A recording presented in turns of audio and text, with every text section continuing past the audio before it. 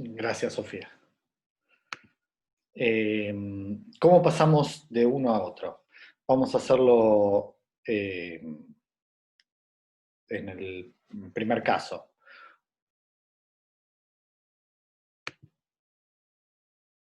Uno lo que dice es, uno tiene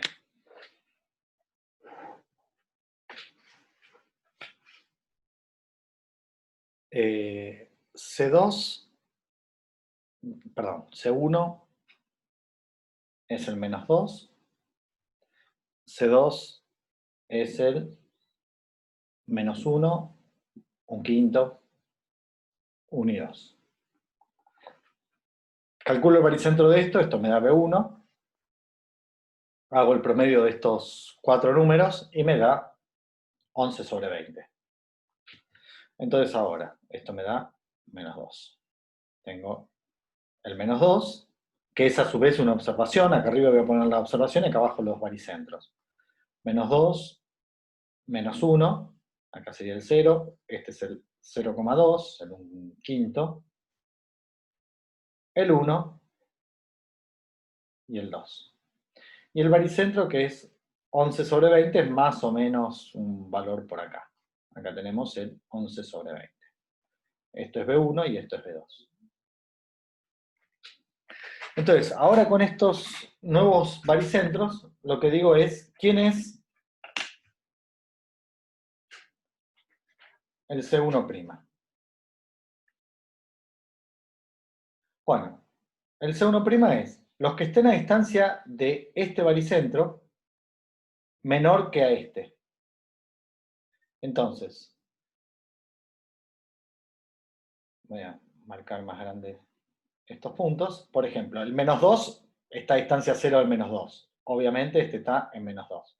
El menos 1 está a distancia 1 de este, pero a distancia más que 1 de este. Porque está a distancia 1 más 11 sobre 20, más qué sé yo, 0,5 digamos, que es este 11 sobre 20, un poquito más grande, está a 1,5 más o menos. Entonces está a mayor distancia de este baricentro que de este otro.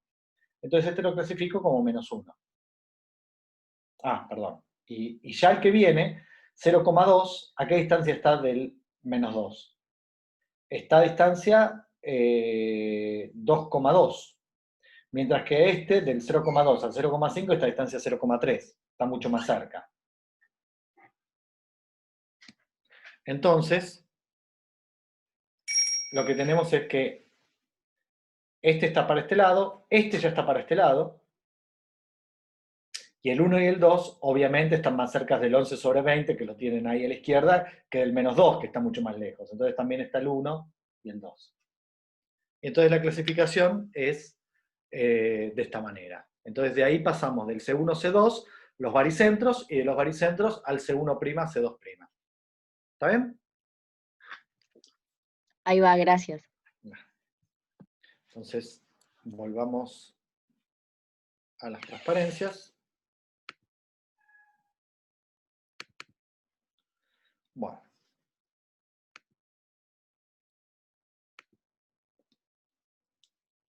No quería esto. Pero bueno. Hay una pregunta. Vamos a ver.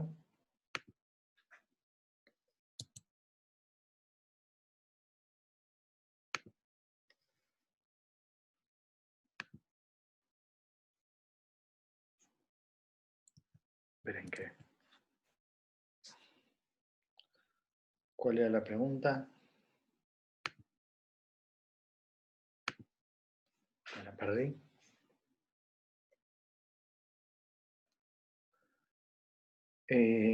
¿Cómo se determina si es óptimo en un plano que no sea bidimensional? Bueno, ahora miramos eso. ¿Está bien? Entonces, déjenme volver a las transparencias, pero no como me equivoqué. Bueno, ¿cómo haríamos esto? Déjenme mostrarles en dimensión 2. ¿Está bien? Uno dice, tengo una serie de puntitos y de paso definimos lo que son los diagramas de Voronoi. Uno tiene unos puntitos, que acá son estas crucecitas, y elijo, fíjense que, no sé si se llega a ver, que B1, B2 y B3 son observaciones. No los elegí como arbitrariamente, elementos de R2, no, elegí 3 observaciones. A partir de esos 3 puntos que digo, bueno, estos van a ser mis primeros puntos para clasificar. Esto porque estoy haciendo la clasificación con K igual a 3. ¿Está bien? O sea, esto es un ejemplo donde el K siempre me lo tienen que decir. Después vemos cómo uno puede seleccionarlo. Pero en principio el K es dato del problema. Yo voy a hacer la separación en K bolsas. Y bueno, entonces elegí K puntos, en este caso 3.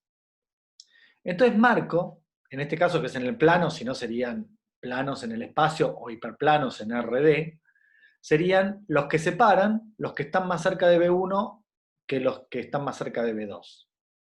Hago lo mismo entre B2 y B3, que sería esta línea así que seguiría por acá, y entre B1 y B3, que es esta línea de acá.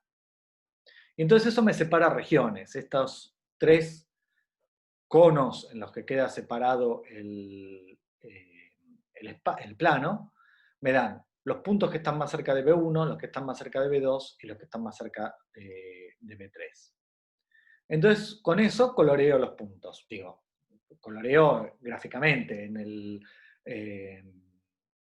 en la programación. Lo que diría es, cada observación tiene asociado a qué clase pertenece. O sea, le agrego una coordenada que diga, por ejemplo, ¿no? Pertenece a la clase 1, a la clase 2, a la clase 5, lo que sea. Entonces, determino a qué clase pertenece cada uno de los puntos. Por supuesto que el B1 va a pertenecer a B1, que es una observación, va a pertenecer a B1 porque está a distancia 0. Entonces, obviamente es el que minimiza esa distancia. Entonces, acá los tengo separados. Ahora, ya cuando miro los azules, B1 no tiene nada que ver con el baricentro de los azules, ni B2 con el de los rojos, ni B3 con el de los verdes. ¿Saben? Entonces recalculo los baricentros para estos puntos. Y obtengo este B1, B2 y B3. Pero ahora los diagramas de Voronoi, o sea, los hiperplanos o las rectas en este caso, que van separando las distintas regiones, cambia. Y entonces ahora veo que están mal clasificados. Acá tengo unos azules que originalmente estos eran azules, ahora quedaron mal clasificados al cambiar los baricentros y por lo tanto cambiar los diagramas de Voronoi.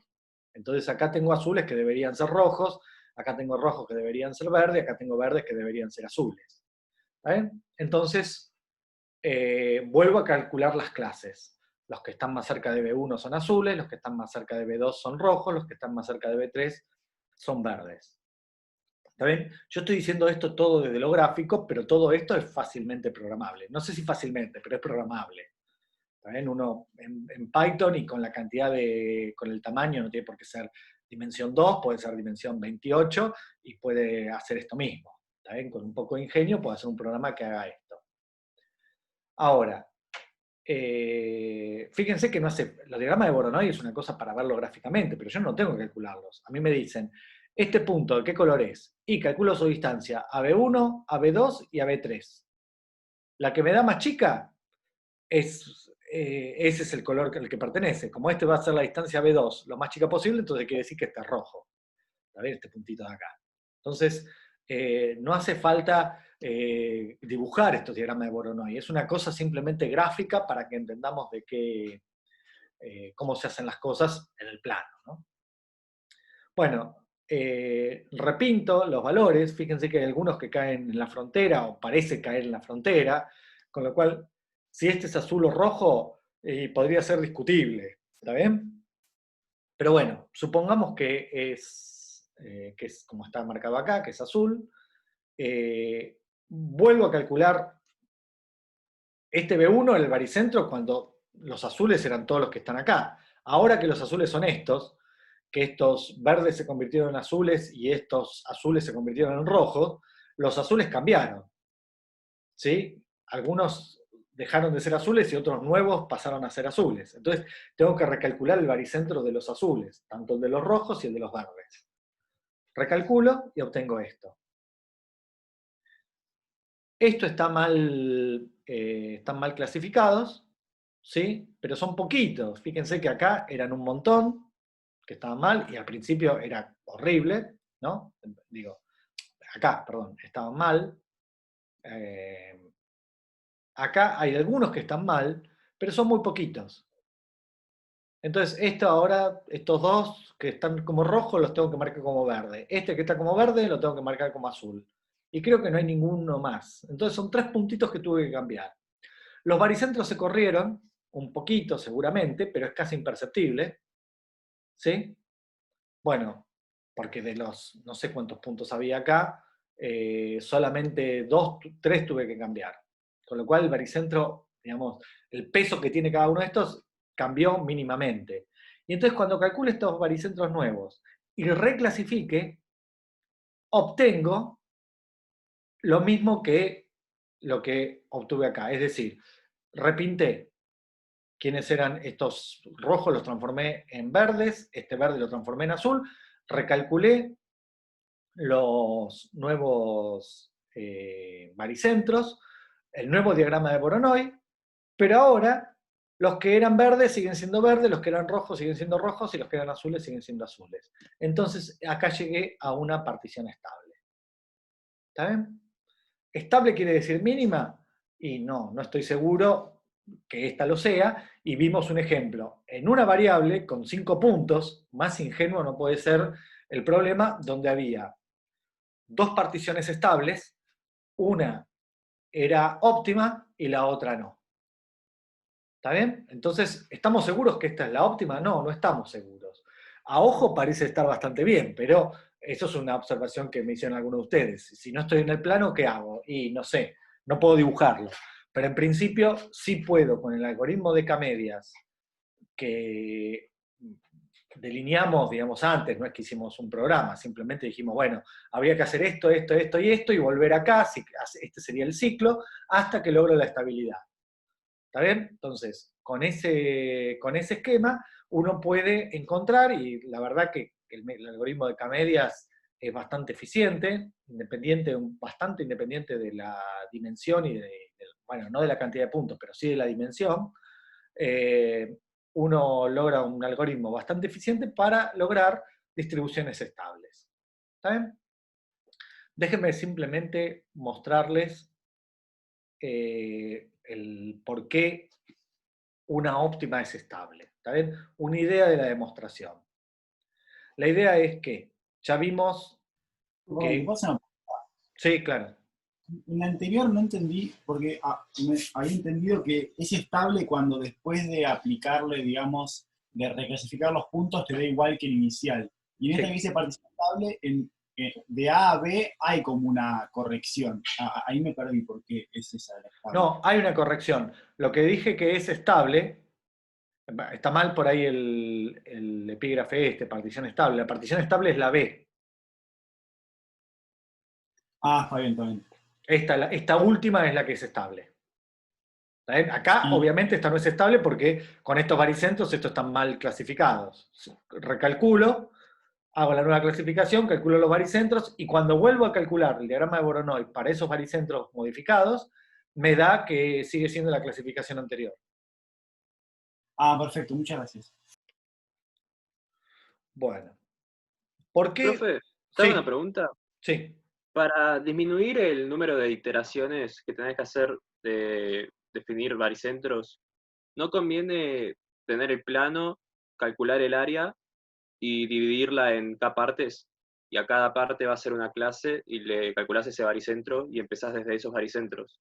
Sí, vos decís elegir cómo empiezo y no elegir de cualquier manera. Claro, sí. Eligiendo primero uno, separando, digamos, astutamente, vos decís en K clases, ¿de qué manera?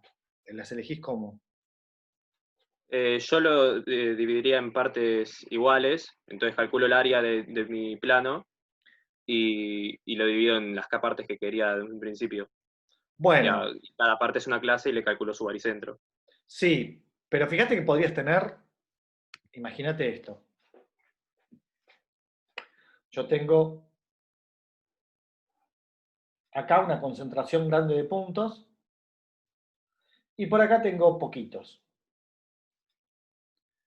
Si yo dijera, tengo la misma cantidad, y supongamos que me dicen K es igual a 2. Entonces, si yo lo pudiera graficar y verlo a ojo esto, que no es el caso en general, uno dice, bueno, está claro que esto es una clase y esta es otra. ¿Sí? Sin embargo, si vos te empeñás en hacerlo mitad y mitad, algunos puntos de acá se los vas a tener que dar a esta clase. Entonces vos decís, bueno, yo partí así.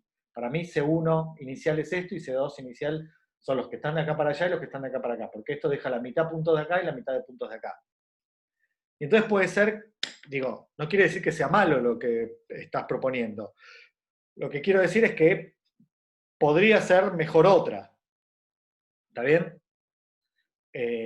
Fíjate que lo que nosotros propusimos, pero no es la única posibilidad. Lo que vos decís es perfecto, se puede considerar como condición inicial. Y después, si nos queda tiempo, y si no lo hacemos en la próxima clase, digo algo de esta idea de cómo se inicializa K-medias.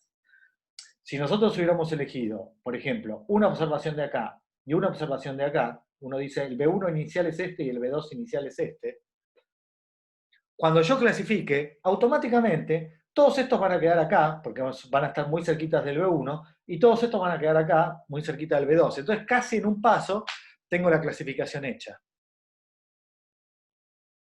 ¿Está bien? Entonces, uno pensaría que puede ser bueno, uno, si va a hacer clases, que todas las clases tengan más o menos la misma cantidad de elementos, pero eso no tiene por qué ser cierto, como vemos en este ejemplo. Entonces uno podría tener clases con muchísimos puntos y otras clases con muy pocos. Hay un mensaje más. Ah, listo. Bueno, pero estamos tratando de ver, a ver, algo más, porque es importante, digamos, más que esta demostración, que es nada, esto ya es para matemáticos, digo, para justificar un poco que lo que estamos haciendo, por qué óptima implica estable. Pero que se entienda la idea del método. Después, la implementación la verán cuando hagan la práctica de Python. Pero quiero que se entienda cuál es la idea, ¿no? La idea es ir iterando, calcular baricentros, clasificar, con la clasificación calcular los nuevos baricentros y así seguir hasta la primera vez que nada cambia. La primera vez que nada cambia o que los cambios de los baricentros son muy chiquititos. También uno podría parar ahí, ¿está bien? Uno podría encontrar una cuasi estable como una cosa parecida a cuasi óptima. Es decir, bueno, no es la óptima, pero ya hice tanto trabajo que paro por acá, va a estar más o menos bien. Podría uno tener un criterio más relajado de cuándo para. Bueno, la idea es que si hubiese un punto, imagínense que esta es óptima. ¿Por qué es estable? Yo digo, es estable cuando los baricentros calculados con estas clases me permiten hacer una clasificación que me da la clase original. ¿Está bien? Vamos a ver si queda más claro. Cuando hice el último paso, que alguien preguntó, uno dice, ¿por qué esta última es estable? Porque yo con estos B1, B2, B3 pinto los puntos de estos colores. Y cuando calcule los baricentros de los azules, de los rojos y de los verdes, me devuelven el B1, el B2 y el B3. Entonces, eso es estable. Que sea óptima es otro cantar. Entonces, cuando yo digo, supongamos que tengo una clasificación que es óptima. Yo quiero demostrar que es estable. ¿Por qué? Calculo los baricentros de cada una de estas clases que se suponen óptimas. Si tuviera uno que estuviera mal clasificado, es decir, si supongo que esto no es estable, entonces, si tuviera un elemento de una de las clases que tiene una distancia menor a otro baricentro que el de su propia clase, entonces voy a definir esta nueva partición. Todos los otros iguales. A la nueva clasificación le quito el elemento mal clasificado. Y ese elemento se lo agrego a el que tiene menor distancia al baricentro. Se lo agrego al otro. ¿También? Entonces, lo único que hago es, dejo todo igual, lo único que este X estrella, que tiene distancia a este baricentro más chica que esta, se lo mando a la que tiene distancia más chica. Lo que yo digo es, por supuesto que este CI estrella va a tener un baricentro que lo puedo llamar BI estrella, no lo escribí acá, que va a ser distinto. Pero recordemos que el baricentro siempre era el que minimizaba el W. Entonces, si acá pongo el baricentro original, no el nuevo, sino que pongo el original, esta suma de cuadrados va a dar más grande. Quiere decir que el W de la nueva clase CI estrella va a ser más chico que si hago la suma de los cuadrados de todos los elementos de CI estrella, pero no al BI estrella, sino al BI. Porque recordemos que el baricentro, que no es este ahora porque cambié las clases, siempre era el que minimizaba el W. Entonces este va a tener un W más chico si elijo el verdadero baricentro que si elijo uno que ya no es el baricentro verdadero.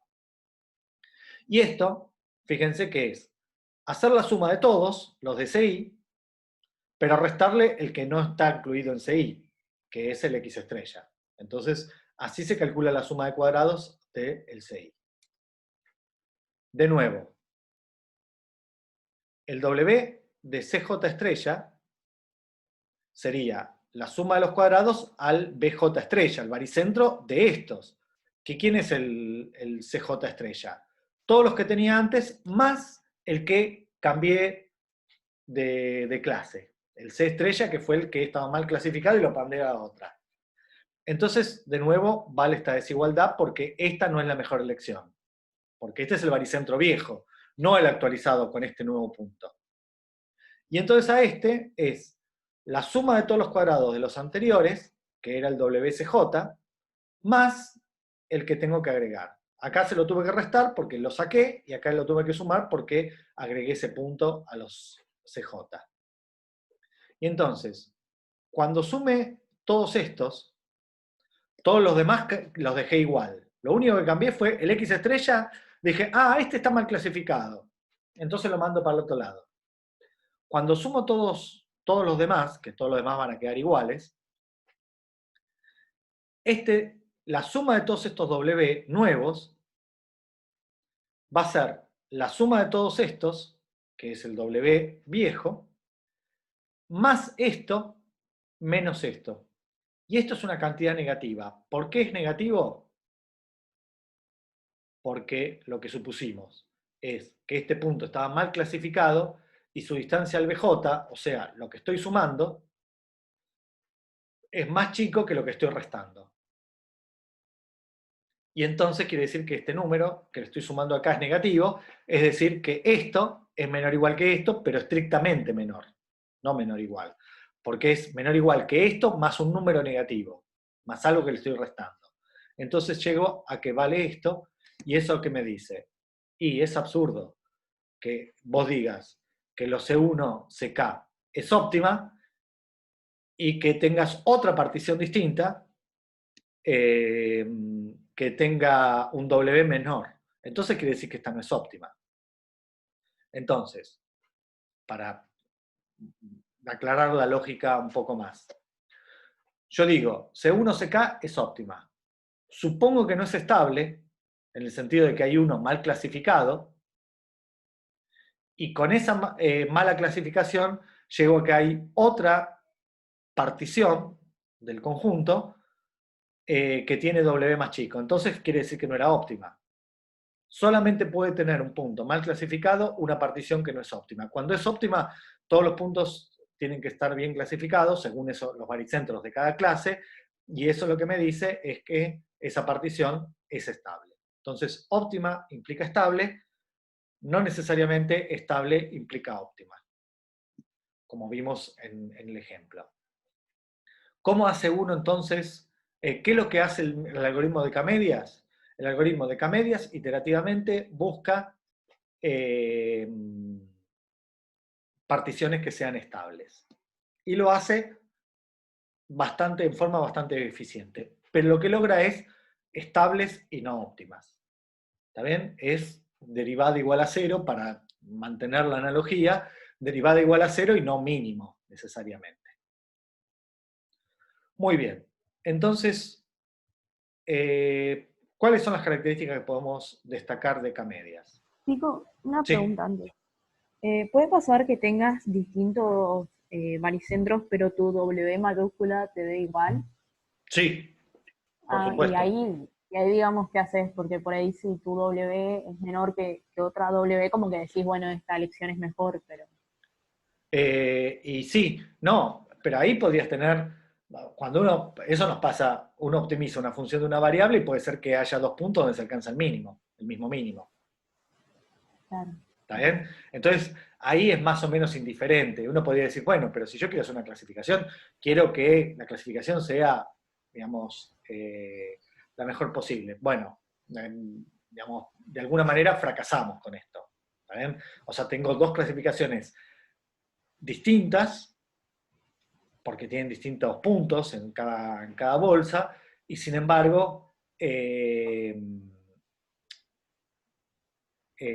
como empatan en el valor del W, del óptimo. Lo que pasa que además, digamos, con muchos puntos, es altamente improbable lo que estás planteando. No digo que no pueda pasar, Claro. pero uno tendría que buscar el ejemplo para que eso pase. Normalmente eso no ocurre. Pero nos pasa algo peor.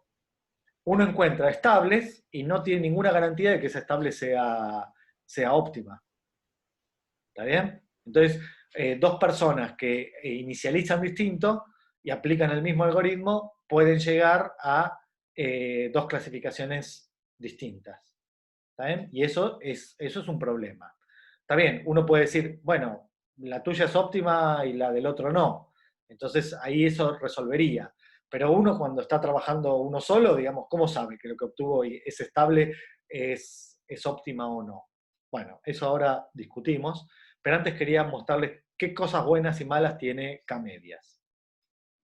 Lo bueno es que es fácil de implementar, de hecho, digamos, bueno, ya está implementado, pero si uno tuviera que hacerlo, y no es tan difícil de hacerlo a mano, no es difícil de implementar y ustedes van a ver que con conjuntos de datos no muy chicos, o sea, bastante grandes, uno puede encontrar rápidamente particiones estables. Bueno, lo que tiene es la geometría, y ese es tal vez el peor problema que tiene K-medias. Por cómo estamos haciendo las cosas, por distancia euclidia, la menor distancia, trata de separar en nubecitas más o menos esféricas alrededor del baricentro. ¿Está bien? Y si uno tiene entonces, por ejemplo, imagínense que tienen puntos acomodados sobre dos rectas paralelas. Entonces tengo una nubecita de puntos que sigue una recta y una otra nubecita de puntos que sigue una recta.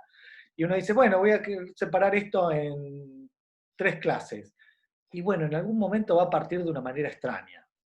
¿Está bien? Porque los puntos no están acomodados así esféricamente, como los ejemplos que vimos en nuestro gráfico, está hecho justo para que K-media funcione bien. Todos estos están más o menos en un circulito alrededor de B2, estos en un circulito alrededor de B3 y estos en un circulito alrededor de B1. Un poco alargado en estos casos, pero más o menos las cosas funcionan bien. Bueno, si uno no tuviera otra geometría, K-medias puede hacer cualquier desastre. Bueno, esto. Este es tal vez el peor problema. Lo que obtiene K-media son mínimos locales. En realidad muchos algoritmos de clasificación obtienen mínimos locales con la función objetivo que traten. Entonces el resultado depende de la inicialización. ¿Está bien? ¿Cómo se puede resolver esto? ¿O se puede, digamos, eh, esquivar un poco este problema? Es lo siguiente. Cuando ustedes inicializan, voy al algoritmo. Acá. Este primer punto uno lo hace varias veces eligiendo al azar K puntos dentro del conjunto S. ¿Está bien? Si uno empieza eligiendo al azar los puntos, digamos, y lo hace un número grande de veces, y ahí está la ventaja de que K-media sea bastante rápido, uno puede tener varias distribuciones estables distintas, ¿sí? Y si, por ejemplo, lo hacemos 10 veces y en las 10 veces nos dio distintas distribuciones estables, uno puede decir, acá hay un problema, tengo un montón de distribuciones estables distintas, ¿cómo hago para hacer esto? Pero si uno hace 10 veces y le da 5 veces va a parar a una, o digamos 8 veces va a parar a una y 2 veces va a parar a otra, y esas 8 tienen un W más chico que las otras dos, lo que dice es, bueno, puedo creerme, y no hay mucho más científico que eso, puedo creerme que estas 8 en realidad son la óptima, porque nunca caí en otra que no sea estas dos, generalmente caí en esta y esta tiene un W más chico que la otra. Entonces, la idea es empezar muchas veces, aleatoriamente, con puntos elegidos en forma aleatoria, hacerlo varias veces, ver qué distintas clasificaciones obtuve, estables, y con eso analizar, digamos, si siempre tuve una distinta, estoy en problemas. Si casi siempre, si obtuve una sola, puedo creerme que esa es la estable, o si obtuve pocas, puedo creer que esa es la que tiene el doble más chico es la óptima. ¿Está bien? No es que eso sea eh, un teorema, pero digamos, es algo que uno puede hacer. Inicializar varias veces, correr el algoritmo con distintas inicializaciones, o con inicializaciones aleatorias, muchas veces, y ver, digamos, de todas esas estables que obtuve, cuál es el que tiene el W más chico. Bueno, y lo que tiene acá es que es sensible, como todo lo que tenga que ver con mínimos cuadrados, un valor muy alejado, ¿sí? Puede hacer que mis clases se tuerzan y que en realidad, en vez de darme cuenta que ese es un punto extraño, ese punto me corra las clases y me dé una clasificación extraña. ¿También? Es sensible a malas mediciones. Bueno, y el peor, bueno, no es el peor, pero digamos, un problema que además tiene, el peor es que me da estable y no óptimo. Pero otra cosa también importante es que yo tengo que decir en cuántas clases voy a clasificar. Y eso, en general, me gustaría que sea algo que viene con el algoritmo. ¿Está bien? Que me diga, bueno, tus observaciones en realidad se dividen en 3 clases, que son esta, esta y esta. ¿Está bien? Mientras que acá uno tiene que dar el valor del número de clases. Muy bien, antes de hacer esto, ahora les cuento, ¿qué podríamos hacer? Bueno, este tiene que ver con el problema bidimensional que planteamos recién. Uno dice, bueno, ¿qué pasa cuando divido los puntitos esos que clasificamos en verde, rojo y azul con distintas cantidades de clases?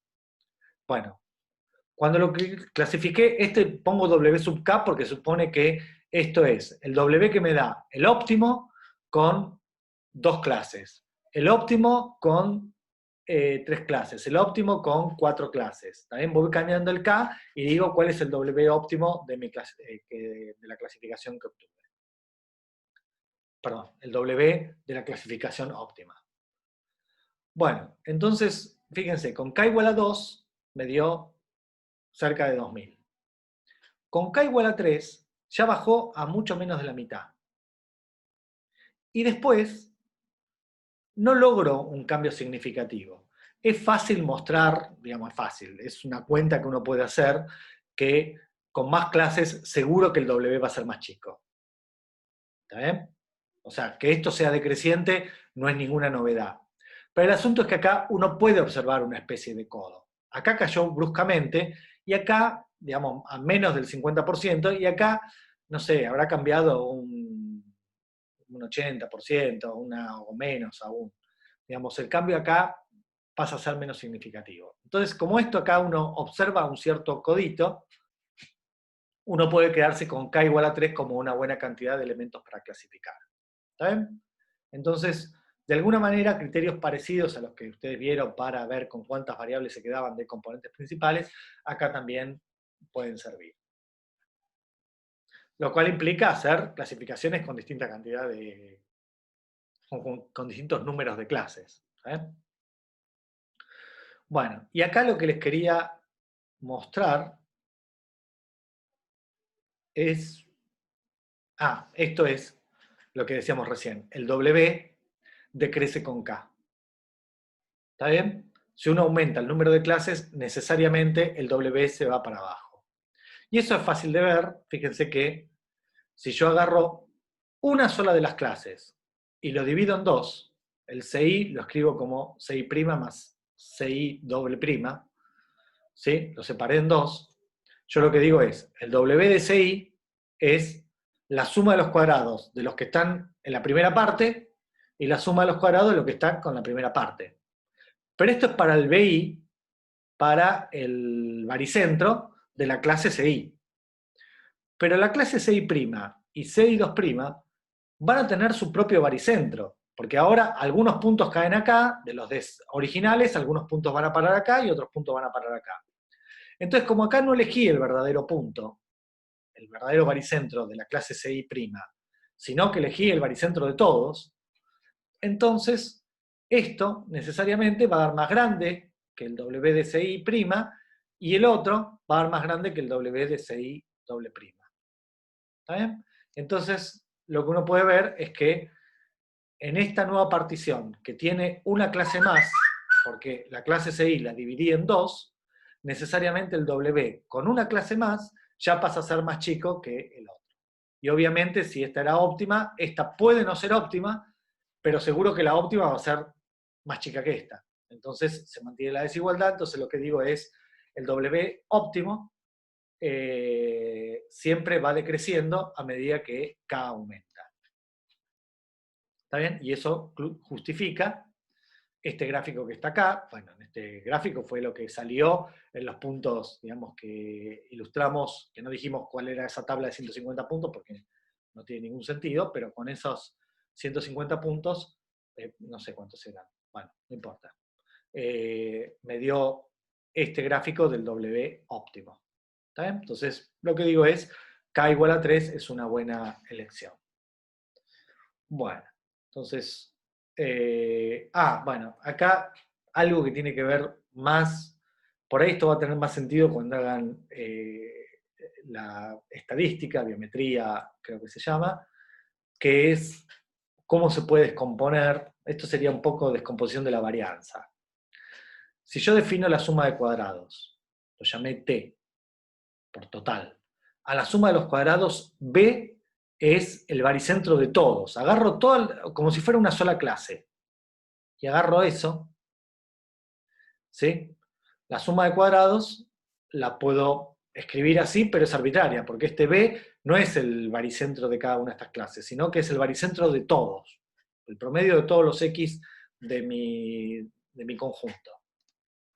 Entonces, B es el baricentro de ese. Bueno, yo defino la suma intergrupos, que es esta cantidad B, las letras estas, respeto, digamos, lo que aparece en algunos libros, que es la distancia del baricentro al baricentro de cada clase, al cuadrado, ¿sí? Esto es un número fijo, todo eso multiplicado por la cantidad de elementos que tiene esa clase, y eso sumado desde 1 hasta acá. Bueno, ¿para qué me sirve esta cantidad B que definí acá, o el T? Bueno, para obtener esta relación, digo, bueno, esto es de alguna suerte de teorema del coseno. Esperen que me colgué y no vi las preguntas. Volvamos.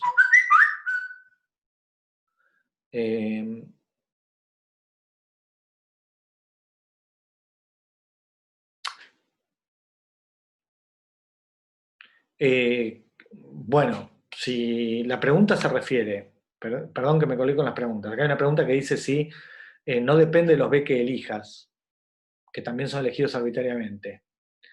Bueno, no sé si se refiere a esto. Si estamos hablando de esto, el W, digamos, uno acá estoy graficando el óptimo, no la estable. O aceptando que lo que me dio mi algoritmo, pude haber hecho esta estrategia de inicializar varias veces y ver cuál es la estable con W más chico y aceptar que esa es la óptima, o demostré de alguna manera que es la óptima, pero lo que digo es, la óptima tiene que tener este comportamiento. A medida que aumenta el número de clases, tiene que ir decreciendo. ¿Está bien? Entonces, la óptima es la óptima, no depende de mi algoritmo. O sea, cuando yo digo, bueno, el teorema de Weierstrass me dice que una función continua tiene un mínimo en el intervalo cerrado y acotado. Bueno, yo digo, bueno, pero a mí derivada cero me dio un punto que no es óptimo. Bueno, está bien, estás vos haciendo mal las cosas, o digamos, estás haciéndolas parcialmente. Yo digo, el óptimo tiene que ser decreciente con respecto a acá. ¿Está bien? Entonces, cuando pega un codo, ahí considero que ese es el mejor K para parar. No quiero demasiadas clases, quiero la menor cantidad de clases, pero que clasifique bien. Bueno, entonces, eso es lo que... No sé si esa era la pregunta. Díganme si contesté cualquier cosa, porque me perdí cuando hicieron la pregunta, yo me colgué y no le contesté en el momento. Bueno, entonces, esperen que acá, no sé. Listo. Muy bien. Entonces, acá tengo esta observación, que esto, si uno lo mira con cariño, este es el teorema del coseno, no sé si se acuerdan, pero bueno, si estos fueran ortogonales sería Pitágoras, pero no son necesariamente ortogonales. Entonces tengo esto. La distancia al cuadrado es el producto de un vector por sí mismo. Y entonces sumándole BI, sumándole y restándole BI, qué sé yo, haciendo manganetas, uno llega a esta fórmula. Digamos, no es difícil, pero es una cuenta. ¿Pero para qué me sirve esto? Voy al final, total, después lo tienen las transparencias, cualquier cosa lo leen, y el miércoles, que generalmente hacemos las consultas, me preguntan y lo hacemos. Bueno, fíjense que acá lo que estoy diciendo es X. Los X de una clase menos el baricentro, cuando haga la suma, eso me va a dar el vector 0. ¿Por qué? Y porque es lo mismo que los promedios. Si yo tengo una serie de observaciones y le resto el promedio de esas observaciones, esas restas van a ser a veces positivo, a veces negativo, pero van a tener suma 0. ¿Está bien? Entonces lo mismo es coordenada a coordenada, entonces los vectores X menos su baricentro van a ser vectores que cuando los sume me va a dar el vector 0. ¿Está bien? ¿Y eso para qué lo voy a usar? Bueno, cuentas, mírenla, después lo discutimos si no les sale. Finalmente voy a llegar a la conclusión de que T, la suma de todas las distancias al cuadrado de cada uno de los puntos de S al baricentro de S, ¿sí?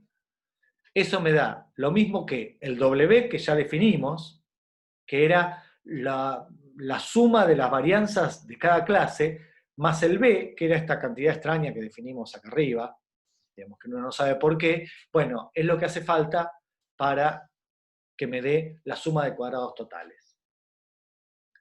¿Qué me interesa de todo esto? Lo que me interesa de todo esto es que el W es una cantidad. Todas estas cantidades son positivas porque son suma de cuadrados en el fondo. O suma de cuadrados multiplicadas por números positivos.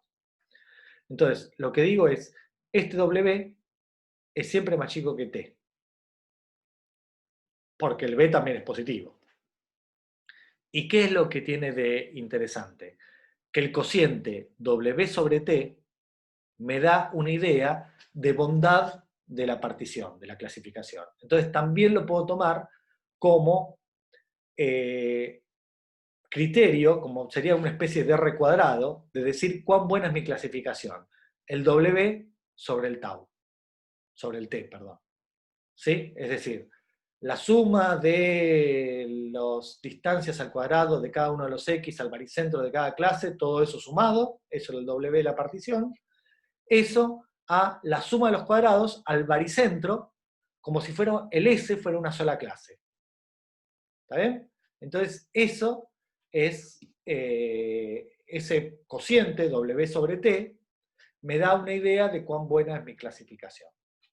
Entonces W sobre T siempre es un número entre 0 y 1, y uno puede decir el criterio para determinar el K es elijo. Por supuesto que a medida que K aumente, este se mantiene fijo, porque esto no depende de ninguna clase, digamos, es tomar al S como un todo. El W depende de la cantidad de clases, y entonces uno puede decir, bueno, cuando W sobre tau sea menor que 0,2, entonces ahí paro. Ahí considero que es un K apropiado para hacer mi clasificación. ¿Está bien? Todos estos son criterios prácticos, no le puedo dar, decir, bueno, el T correcto es 0,36. No, no le puedo decir nada de eso porque eso dependerá de muchas otras cosas. ¿Está bien? Entonces, para fijar ideas, si uno miraba las clases unidimensionales que tomamos antes, el C1 y el C2, hay otras posibles, pero dijimos, esas otras están muy lejos de ser óptimas, con lo cual me quedo con estas. Entonces, acá calculo el W y el B. La suma de esto me da siempre 10,32. Tiene que ser constante, porque el W más B me daba T, y T es algo que no depende para nada de mi clasificación, depende del conjunto S de puntos. Entonces, acá veo cómo se separan el W y el B, y la mejor elección, obviamente, es la óptima, que ya habíamos encontrado, y en ese caso el cociente me da 0,21. Entonces, si dijéramos, T es, qué sé yo, un cuarto, 0,25, bueno, la única que clasifica es esta, y uno admite esta clasificación en dos conjuntos como apropiada.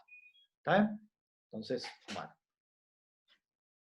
Esto es lo que les quería contar respecto de K-medias. Falta toda la parte de algorítmica de implementación, ¿está bien? Pero eso, bueno, ya lo verán, o sea, con Santiago y en las clases prácticas. ¿Alguna pregunta más?